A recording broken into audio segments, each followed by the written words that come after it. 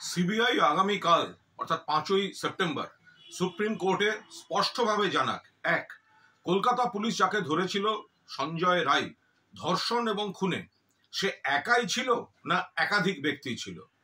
Point number 2, এই ঘটনা ধর্ষণ এবং খুন এটা একটা বিচ্ছিন্ন পৈশাচিক নারকীয় কুৎসিত ঘটনা, নাকি কোনো চক্র অন্য কোনো কারণে এই ঘটনাটা ঘটিয়েছে।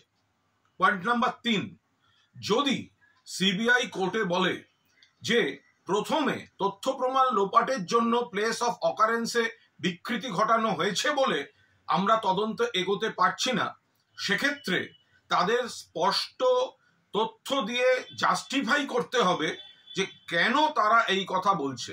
এবং 4, যদি তারা এটা জাস্টিফাই করতে পারে যে প্লেস অফ অকারেন্সে প্রাথমিক বিকৃতির জন্য তাদের তদন্ত এগোতে পারছে না, তাহলে সেই প্লেস অফ অকারেন্স কাদের কাদের দায়িত্বে ছিল, তাদের বিরুদ্ধে সিবিআই ব্যবস্থা কেন নেয়নি এবং কি ব্যবস্থা নিতে চলেছে, এটাও খুব স্পষ্টভাবে জানাতে হবে। জাস্টিস ডিলেড মানে জাস্টিস ডিনাইড। করাপশন চার্জে সন্দীপ প্লাস 3 জন অ্যারেস্ট হয়েছে, অভিযোগ থাকলে উচ্ছন্নে যাক, কিন্তু মূল যে ঘটনা এই নির্যাতিতার ধর্ষণ এবং খুন, সেই মামলার দ্রুত ফয়সালা সিবিআই কে করতে হবে এবং আগামীকাল কোর্টে মূলত এই 4টে পয়েন্ট নিশ্চিতভাবে তাদের ক্লিয়ার করতে হবে।